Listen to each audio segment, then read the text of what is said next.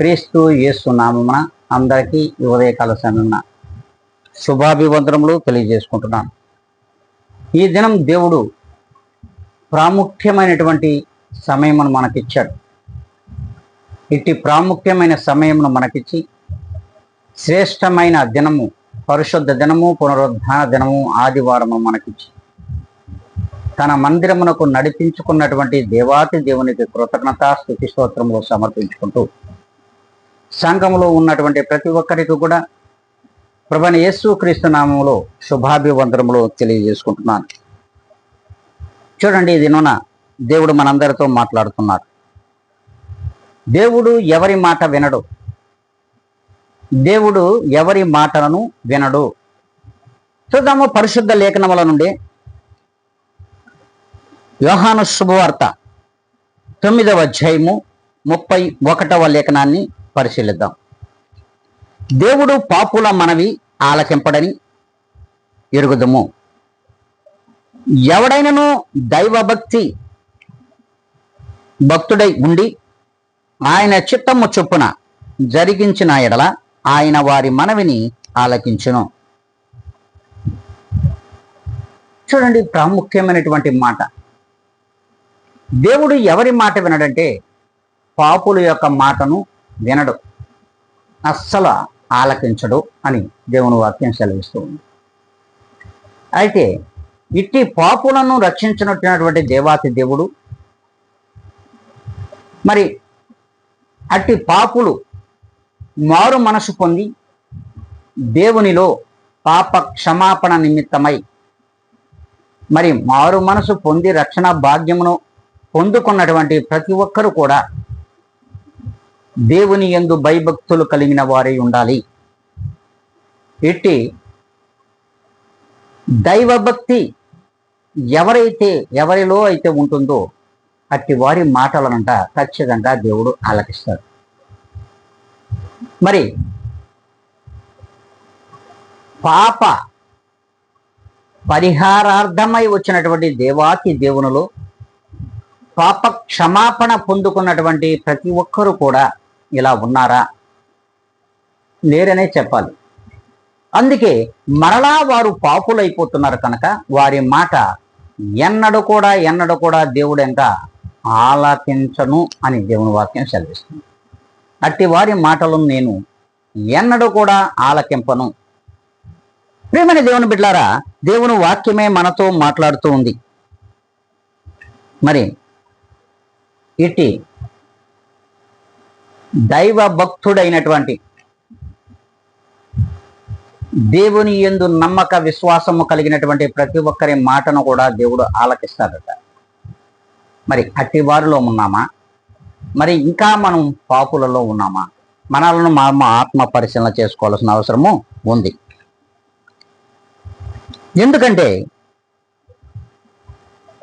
ఇట్టి దేవుని మాటలు ఆలకించిన వారిలో, దేవుని మాటను వినిన వారిలో ప్రాముఖ్యంగా మనం చూసినట్లయితే దేవుడు స్పష్టంగా మనందరితో మాట్లాడుతూ ఉన్నాడు. ఒక హనోకు ఉన్నాడు, నోవహు ఉన్నాడు, అబ్రహాము ఉన్నాడు, ఇస్సాకు ఉన్నాడు, యాకోబు ఉన్నాడు, దానియేలు, షడ్రక్, మెషక్, అబేద్నెగోలు ఉన్నారు. ఒక రూతు ఉంది, ఒక ఎస్తేరు ఉంది, ఒక రాహాబు ఉంది, అలాగే పౌలు అపోస్తులు ఉన్నారు.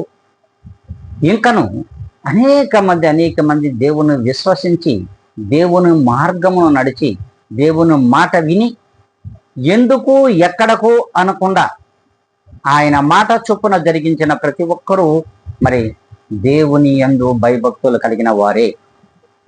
అట్టి వారిలో మోషే ఉన్నాడు, అట్టి వారిలో యెహోషువ ఉన్నాడు, అట్టి వారిలో కొరాహు కుమారులు ఉన్నారు. చూడండి, కాలేబు ఉన్నాడు. మరి ఇలాంటి అనేక మంది ఉన్నటువంటి ఈ లోకంలో వీరందరూ కూడా ఒక ఆది దంపతుల నుండి వచ్చిన వారే. అట్టి ఆది దంపతులు మొట్టమొదటగా దంపతులుగా ఏర్పడినటువంటి వారు, దేవుడు ఏర్పాటు చేసిన వారే దేవుని మాట వినలేదు, వారు తప్పిపోయారు. వినలేదు కనుకని వారి మాటను దేవుడు ఆలకించలేదు. ఎందుకంటే వారు చేసినటువంటి క్రియలు, వారు చేసిన పనులు, వారు బొంకిన విధానం దేవునికి నచ్చలేదు. ఎప్పుడు కూడా దేవుడు ఒక మాట చెప్తున్నాడండి, తెలిసి తెలిసి చేస్తే, తప్పు చేస్తే అది మోసం. తెలియకుండా తప్పు చేస్తే అది నిజముగా తప్పుగానే అంగీకరించాలి. తెలిసి తెలిసి చేసిన ఎడల అది మోసం అవుతుంది. అట్టి మోసపరిచినటువంటి ఆది దంపతులైన ఆదాము హవ్వలు ఉన్నారు. ఇట్టి వారి నుండే చూడండి శ్రేష్టమైనటువంటి ఒక కుమారుడు కూడా వారికి కలిగాడు. కయీను ఉన్నాడు, హేబేలు శ్రేష్టమైన వాడు. వీరిద్దరు కూడా ఒక తల్లి నుంచి పుట్టిన వారే, కానీ ఇద్దరిలో వ్యత్యాసాలు ఉన్నాయి. మరి దేవుడు ఎవరి మాటను విన్నాడు అంటే హేబేలు మాట విన్నాడు. హేబేలు యొక్క అర్పణను అంగీకరించాడు. మరి ఇక్కడ కయీను లోకములో ఉన్న అపవాది బారిన పడిపోయి అపవాదికి తల యొగ్గాడు. తల్లి ఏ రీతిగా నాడు అపవాదికి తల యొగ్గిందో మరి అవ్వ, మరి ఆ రీతిగానే అపవాదికి తల యొగ్గినటువంటి, అపవాది చెంతకు చేరినటువంటి వాడు కయీనైతే దేవుని మాట విని దేవుని పక్షముగా చెవియొగ్గి ఆలకించిన వాడు హేబేలు. అందుకే హేబేలు యొక్క అర్పణ దేవునికి అంగీకార యోగ్యమైనది. చూడండి, ఒక తల్లి కడుపున పుట్టిన వారిలో వ్యత్యాసం. అంతేకాదు 100 మంది కుమారులు కలిగిన అందరూ ఒకే రీతిగా ఉండరు. దేవునిలో ప్రేమింపబడి దేవుని కొరకు అర్పణ చేసుకున్న వారు ఉన్నారు. అలాగని కుటుంబం అంతా చెడిపోయింది కాదు, కుటుంబం అంతా పాపములో పడిపోయినట్లు కాదు. ఆ కుటుంబంలోని ఒక పాపమును మరి కాళ్ళ కింద తొక్కి మరి దేవుని చెంతకు చేరి దేవుని మాటలో ఆలకించి నడిచిన వారిలో మరి అనేక మంది లేకపోలేదు. చూడండి, నాడు నోవాహు యొక్క దినములలోను, నోవాహు పూర్వము, నోవాహు అబ్రహాముల యొక్క ముత్తాత హనోకు 365 సంవత్సరములు దేవుని యొక్క మాట విని దేవుని మాటలు ఆలకించి దేవునితో నడిచిన కారణంగా దేవుడు హనోకు యొక్క మాటలు ఆలకించి మరణమును చూడకుండా, ఈ లోకములో మరణం అనే విషయమే తనకు తెలియకుండానే దేవుడు తన దగ్గరకు చేర్చుకున్నాడు. అది మనం స్పష్టంగా కూడా ఆది కాండములో మనం చూడగలం. ఆది కాండములో చూడగలం. అంతేకాదు, చూడండి, దేవుడి మాట విననలని బిడ్డలు మరి ఆదాము హవ్వలు. అందుకే ప్రభు స్పష్టంగా తెలియజేస్తాడు అక్కడ. ఆయన ఆదాముతో, నీ భార్య మాట విని తినవద్దన్నటువంటి నేను నీకు ఆజ్ఞాపించిన వృక్ష ఫలమును తింటివి కనుక నీ నిమిత్తము నేల కూడా శపింపబడి ఉన్నది అని స్పష్టంగా దేవుడు అక్కడ తెలియజేస్తున్నాడు. చూడండి ప్రియమైన దేవుని బిడ్డారా, మరి ఆదాముకు ఎటువంటి ఆజ్ఞను ఇచ్చాడు దేవుడు? దాన్ని ఆజ్ఞను అతిక్రమించి తన భార్య మాట విన్నాడే కానీ తన సృష్టికర్త అయినటువంటి మాటను వినలేదు. ఈ సృష్టికి సృష్టికర్త మాట ప్రతి ఒక్కడు వినాలి, కానీ సృష్టి మాటలు వింటున్నాం. సృష్టిలో నిర్మాణము జరిగించినటువంటి దేవుడు మరి ఈ సృష్టి నిర్మాణకర్త అయినటువంటి మాటను మనం పెడచెవిన పెట్టి సృష్టి మాటను వింటూ సృష్టి మాటలకు మరి అడుగులు మడుగులు ఒత్తుతూ జీవించుచున్న జనులు అనేక మంది ఉన్నారు. అట్టి వారిలో ఆదామును కూడా ఎదురన్న ప్రభులు వారు చేర్చారు. నేను తినవద్దన్నటువంటి పండు నువ్వు తినలేదు, కానీ ఆ పండునే తిన్నావు. నేను తినవద్దని ఆజ్ఞాపించా, నువ్వు తిన్నావు. నువ్వు ఎవరి మాట విన్నావు? సృష్టికర్తనైనటువంటి నిన్ను ఆ అరిచేతిలో చెక్కుకున్నటువంటి నేను నీకు ఆజ్ఞాపించగా ఆ మాటను నువ్వు పెడచెవిన పెట్టావు. నేను నీ యొక్క శరీరము నుండి రూపొందించినటువంటి ఆ యొక్క నీ భార్య అవ్వ యొక్క మాట విన్నావే, కనుకనే నీ వలన ఈ భూమి శపించబడింది అని ప్రభువులు వారు స్పష్టంగా చెప్పేశారు. చూడండి, మరి అందుకే దేవుడు స్పష్టంగా సెలవిస్తున్నాడు, ఒకడు దుష్టునికి లోబడితే ఒకని దేవుడికి లోబడుతూ ఉన్నారు. ఒకరు దుష్టునికి లోబడుతున్నారు, ఒకరు దేవునికి లోబడుతున్నారు. అటు వారిలో కయ్యను హేబేల్ను కూడా మనం ఇప్పుడు చెప్పుకున్నాం. అంతేకాదు, చూడండి, అట్టి మరి ఆదాము అవ్వల నుండి వచ్చినటువంటి సంతానమే అందులో నుంచి శ్రేష్టమైనటువంటి వ్యక్తులు హేబేలు వస్తే, హేబేలు తర్వాత హనోకు దేవునితో 365 సంవత్సరములు నడవడం అంటే ఎంత గొప్ప విషయమో ఒక్కసారి మనం ఆత్మ పరిశీలన చేసుకోవాలి.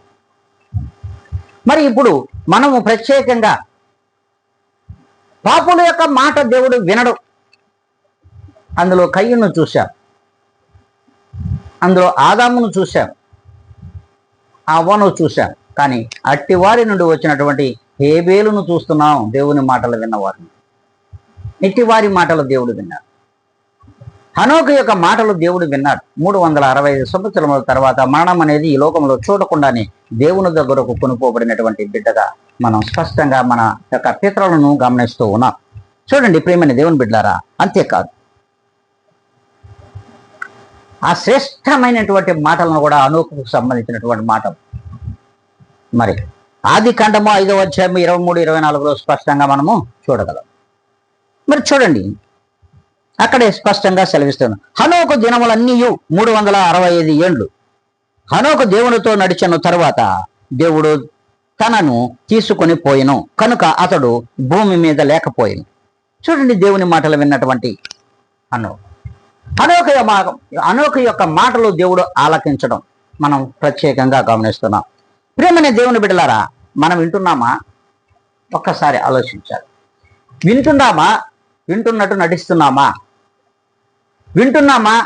వింటున్నట్టు మరి నటిస్తూ జీవిస్తూ ఉన్నామా? ప్రియమైన దేవుని బిడ్డలారా, ఒక్కసారి మనల్ని మనం ఆత్మ పరిశీలన చేసుకోవాలి. అబ్రహాముతో మాట్లాడినటువంటి దేవుడు నీతో కూడా మాట్లాడుతూ ఉన్నాడు.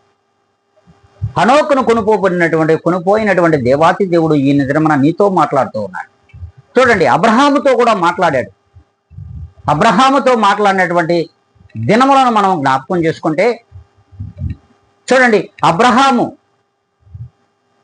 మరి తెరాహు తన తండ్రి, అలాగే చూడండి స్పష్టంగా అబ్రహాము సారాయి మరియు తెరాహు మరి తన యొక్క మనముడు లోతును తీసుకొని మరి కనానుకు బయలుదేరినప్పుడు హారానులో మరి అబ్రహాము మృతి చెందాడు.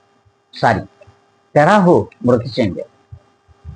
తరువాత మరి అబ్రహాము హారానులోనే ఉండిపోయాడు. ప్రభువులు వారు చెప్తున్నారు, వీరు ఎక్కడి నుంచి వచ్చారు? వీరందరూ కూడా లోకములో నుండి వచ్చిన వారే. లోకములో మరి అపరిశుద్ధమైన క్రియలతో, దుర్మార్గుల మధ్యలో, దుష్టుల మధ్యలో, దేవుని నమ్మని బిడల మధ్యలో నుంచి వచ్చిన వారే, సృష్టిని పూజించుచున్న వారిలో నుండి వచ్చిన వారే అబ్రహాము, లోతు, తెరాహు. అక్కడి నుంచి హారానుకు రావడం జరిగితే హారానులో నుండి దేవుడు మాట సెలవిస్తూ ఉన్నాడు. మాట చొప్పున మరి జరిగించినటువంటి వాడు ప్రభువైన యేసు క్రీస్తు వారు చెప్పినటువంటి మాటలు విన్నటువంటి అబ్రహామును మనము చూస్తూ ఉన్నాం. చూడండి ప్రియమైన దేవుని బిడ్డలారా, అక్కడే స్పష్టంగా సెలవిస్తూ ఉన్నారు. మరి ఇట్టి అబ్రహాము మరి దేవుని మాటలను విన్నాడు, దేవుని మాట చొప్పున నడిచాడు. దేవునితో నడవడం వలన ఆయన మరి ఈనాడు దేవుని మాటలు విన్నటువంటి అబ్రహాము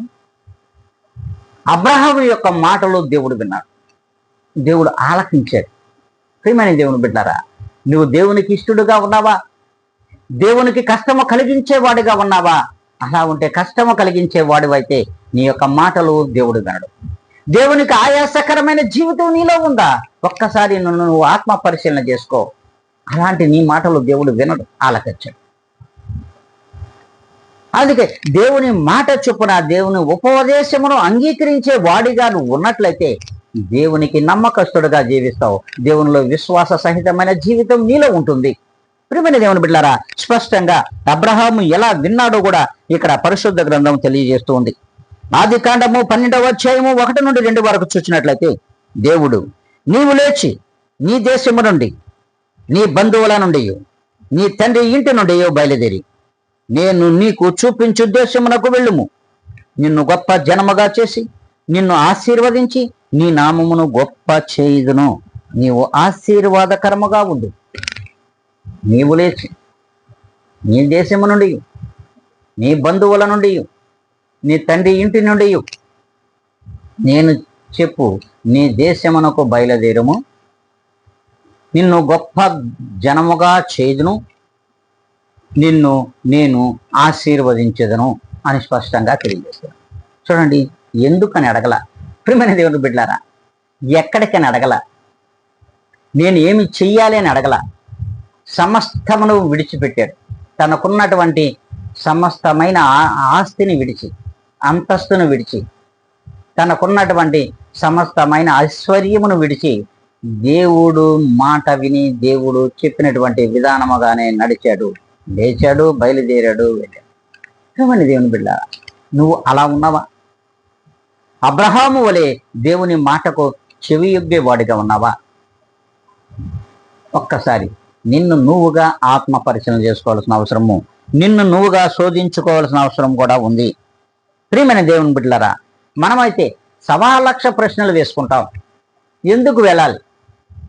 కనబడని స్వరం విన్నాం. ఎక్కడికి వెళ్ళాలి, ఎందుకు వెళ్ళాలని ఆలోచన మీమాంసలు పడిపోయి 1,00,000 ప్రశ్నలతో మనము ఎక్కడికి, ఎందుకని మనల్ని మనం శోధించుకుంటూ అడుక్కుంటున్నాం.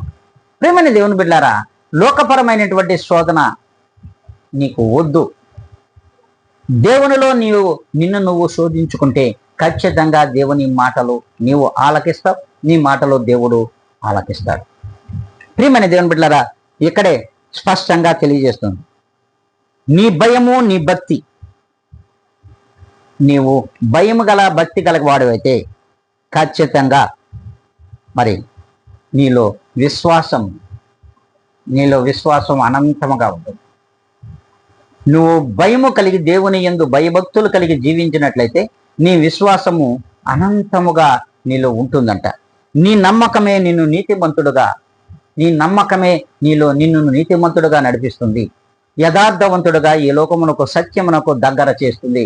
ఆ సత్యము ప్రభువైన యేసుక్రీస్తు అయ్యన్నాడని ఆ జ్ఞానమును కూడా మనం మర్చిపోతున్నాం. ప్రియమైన దేవుని బిడ్డలారా, చూడండి, అనాదిగా ఆది కాలము నుండి కూడా ఈ దినము వరకు కూడా ప్రభువును విశ్వసించలేక అనేక మంది ఇంకా కూడా మీమాంసలో పడిపోయి తమ్మును తాము సరి చేసుకోలేక పాపమునకు బానిసలుగా బ్రతికేస్తున్నటువంటి జీవితాలు ఈ లోకంలో అనేకం ఉన్నాయి. ఇట్టి వారి మాటలను దేవుడు ఎన్నడూ కూడా అంగీకరించడు. ప్రియమైన దేవుని బిడ్డలారా, మరి సార్వత్రిక సంఘములలో విశ్వాస సమూహములు ఇలా లేరా అంటే ఖచ్చితంగా ఉన్నారని మనం చెప్పుకోవాలి. మనలను మనము గొప్ప చేసుకుంటే కాదండి, మనల్ని దేవునిలో గొప్పగా చూసుకోవాలి. దేవునిలో పరిశుద్ధ గ్రంథము మనకు ఒక అర్థమై ఉన్నది. ఆ అర్థములో మనల్ని మనం పరిశీలించుకోగలిగితే మన జీవితం ఎంత దరిద్రంగా ఉందో కూడా అర్థమవుతుంది. ప్రియమైన దేవుని బిడ్డలారా, దరిద్రమైన జీవితానికి దాసోహం అంటున్నావు, ధన్యకరమైన జీవితాన్ని కాలదన్నుకుంటున్నావు. ప్రియమైన దేవుని బిడ్డలారా, ఒక్కసారి ఆలోచించాలి. ఒక్కసారి నిన్ను నువ్వు పరిశీలించుకోమని దేవుని యొక్క మాటలు నీకు సెలవిస్తున్నాయి. దేవుని మాటను విన్నాడు కాబట్టే, దేవుని యందు నమ్మకం ఉంచాడు కాబట్టే అబ్రహాము నీతిమంతుడయ్యాడు, నీతిమంతుడుగా ఎంచబడ్డాడు. అట్టి నీతిమంతుడి యొక్క మాటలు దేవుడు విన్నాడు. తెలుసా, సొదొమ గొమొర్రాలు పట్టణాలు ఘోర స్థితిని దేవుడు చూచినప్పుడు, దానిని నాశనము చేయాలనుకున్నప్పుడు మరి దేవునితో అబ్రహాము మాట్లాడాడు. ప్రభువా, ఆ పట్టణములలో 50 మంది నీతిమంతులు ఉంటే దానిని నాశనం చేస్తావా? ప్రభువా, 45 మంది ఉంటే నాశనం చేస్తావా? ప్రభువా 40 మంది ఉంటే నాశనం చేస్తావా? ప్రభువా 30 మంది ఉంటే నాశనం చేస్తావా? ప్రభువా 20 మంది ఉంటే నాశనం చేస్తావా? ప్రభువా 10 మంది ఉంటే కూడా నువ్వు నాశనం చేసేస్తావా పట్టణాన్ని అన్నాడు.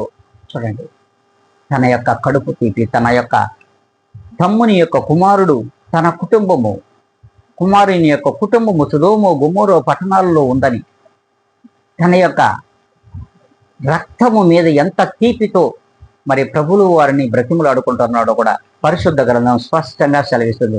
ధూళియు బూడిదయునైనటువంటి నేను నీతో మాట్లాడుటకు తెగించుచున్నాను ప్రభువా. హల్లెలూయా, దేవునికి మహిమ కలుగును గాక. ప్రియమైన దేవుని బిడ్డలారా, ఇందులో మనం నీతిమంతులుగా ఉన్నామా? ఎందులో నీతిమంతులుగా బ్రతుకుతున్నామో మనల్ని మనం పరిశీలించుకోవాల్సిన అవసరం కూడా ఉంది. ప్రియమైన దేవుని బిడ్డలారా, ఒక్కసారి అబ్రహాము జీవితాన్ని మనం చూసుకున్నట్లయితే, నాకెందుకులే అనుకోలేదు, సొదొమ గొమొర్రా పట్టణాల యొక్క ఘోర స్థితిని నా స్నేహితునికి చెప్పకుండా వెళుదునా అన్నటువంటి దేవుని యొక్క మాటలను కూడా పరిశుద్ధ గ్రంథంలో మనం చూస్తాం. ఇదిగో బూడిదయు ధూళియునైనటువంటి నేను నీతో మాట్లాడుటకు తెగించుచున్నాను ప్రభువా. మరొక్కసారి మాట్లాడుతున్నాను ప్రభువా. 10 మంది ఉంటే కూడా ఆ యొక్క సొదొమ గొమొర్రా పట్టణాలను నాశనం చేస్తావా ప్రభు అన్నటువంటి మాట. మనమైతే పోతే పోని, ఆ ఆస్తి కూడా మనం వేసుకుందాం, హల్లెలూయా, దేవునికి మహిమ కలుగును గాక, అది కూడా మనదైపోద్ది అని సంతోషం. కానీ అలా అనుకోలేదండి. అది నీతిమంతుని యొక్క మార్గం, అది నీతిమంతుని యొక్క యథార్థమైనటువంటి హృదయం, అది నీతిమంతుని యొక్క సత్యమైన హృదయం అండి. అలా ప్రభువైన దేవుని బిడ్డలారా మనమున్నామా? మీరున్నారా? ఒక్కసారి ఆత్మ పరిశీలన ప్రతి ఒక్క విశ్వాసికే అవసరం. ఆత్మ పరిశీలన లేని వాడు క్రైస్తవుడు కాదు. ఆత్మ పరిశీలనలో పడలేని వాడు కూడా క్రైస్తవుడు కాదు. అట్టి వాడిది విశ్వాస సహితమైన జీవితమే కాదు. అందుకే ఇక్కడ స్పష్టంగా అబ్రహాము మనతో మాట్లాడడం కూడా మనం చూస్తున్నాం. దేవునితో మాట్లాడినటువంటి మాటలను దేవుడు మనకు ఈ దినమున వినిపిస్తూ ఉన్నాడు. అది ఆదికాండము 18వ అధ్యాయము 20 నుండి 23 వరకు మీరు చూసినట్లయితే అందులో స్పష్టంగా అర్థమవుతుంది. ప్రియమైన దేవుని బిడ్డలారా, దేవుడు సెలవిస్తున్నాడు. చూడండి, దేవుడే సెలవిస్తూ ఉన్నాడు. ఓ విశ్వాసి, ఒక్కసారి వెనుదిరుగు.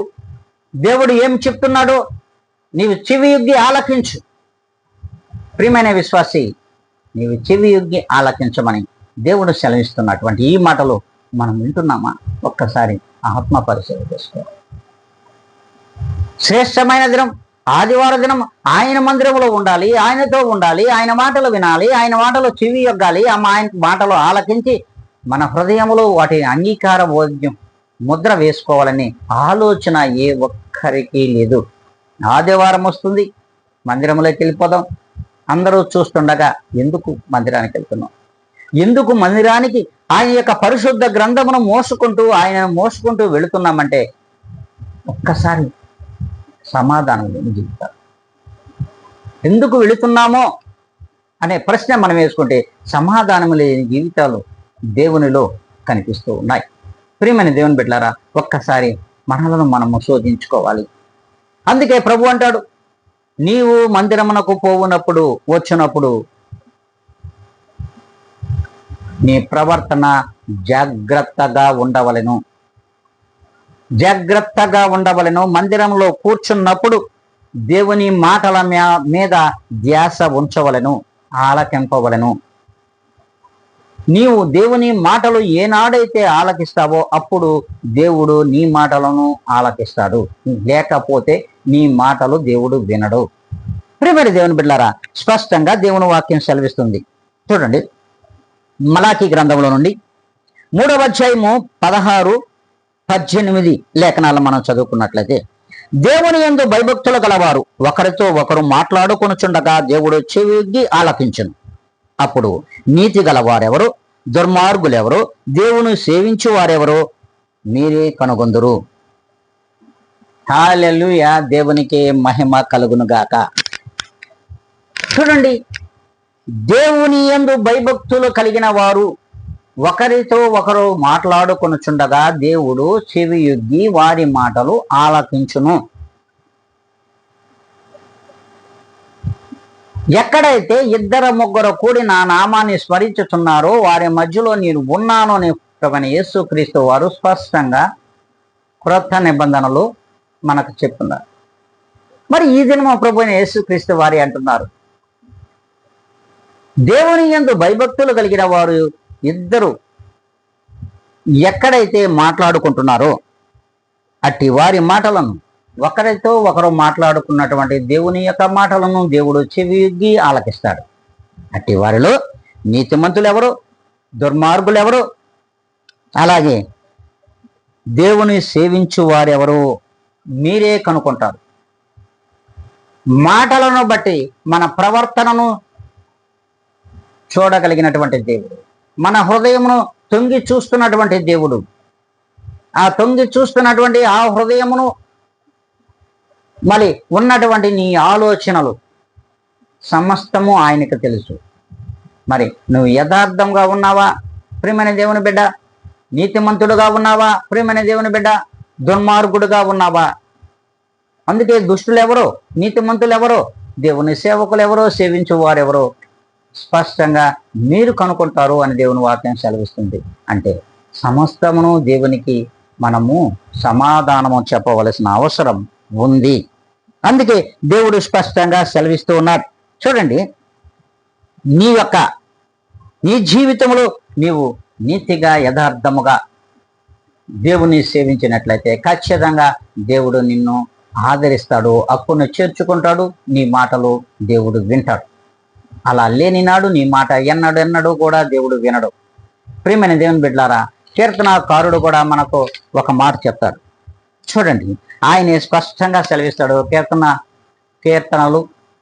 కీర్తనల గ్రంథముల నుండి 119వ కీర్తన 13వ లేఖనం, 119వ కీర్తన 166వ లేఖనం, 119వ కీర్తన 128వ లేఖనం, 119వ కీర్తన 174వ లేఖనం.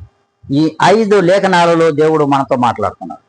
ద్విమనస్కులను దేవుడు ద్వేషిస్తాడని, రక్షణ కొరకు కనిపెట్టు వారిని, ఆజ్ఞలను అనుసరించే వారిని దేవుడు కనిపెట్టుచున్నాడని, ఆశ లేని వారి మాట దేవుడు ఆలకించడని, దేవుని నమ్మిన వాడు నెమ్మదిగా జీవిస్తాడని, ఆయన ఉపదేశములు యథార్థములని నమ్మాలి. నమ్మిన వాడు నెమ్మదిగా జీవిస్తాడు, నమ్మని వానికి జీవితం సొదొమ గొమొర్రాల వలె అల్లకొల్లోలం అయిపోతుంది. హల్లెలూయా, దేవునికి మహిమ కలుగును గాక. చూడండి, స్పష్టంగా దేవుడే చెప్తున్నాడు. మనం ఎలా ఉన్నాం ఈ లోకంలో? దేవుడు అవ్వ కావాలి, బువ్వ కావాలి, అవ్వ కావాలి, బువ్వ కావాలనే తత్వంలో ప్రతి మనుష్యుడు జీవిస్తూ ఉన్నాడు. దేవుడు కావాలి, నాకు ఆహారము కావాలి, ఆహారము కొరకు లోకంలో జనులను మెప్పించాలి.